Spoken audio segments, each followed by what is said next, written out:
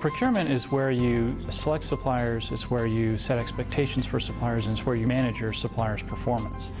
And all these things are essential for managing risk in your supply chain. Supply chain management is becoming a key differentiator to the success of the enterprise. And you can take the example of Apple, where their success story is not so much about designing good products, although they are good products, but how good they are ensuring when they announce a product, it's there on your plate and it's delivered when they say it's going to be delivered.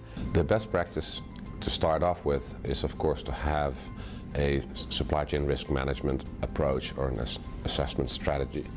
From there, you'll be able to identify where your key risk areas are, and then once you've identified those, you can use best practices as a way to address some of those risks.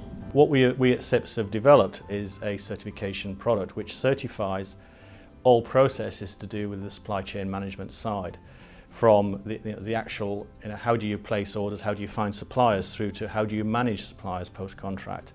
SCORE is an integrated approach that helps companies address performance gaps. One of the key advantages for most of the companies, of course, is that it's an existing methodology within their supply chain.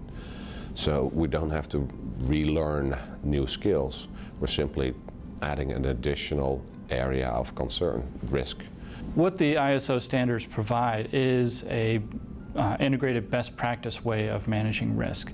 The other thing they provide is an element of certification with suppliers. You have a level of trust that they have a good risk management program into place. I see time and time again where the real problems in this profession and the money is lost is in post-contract management. Typically a purchasing department or a supply chain department is focused on the contract negotiation and the contract signing. That's the exciting bit.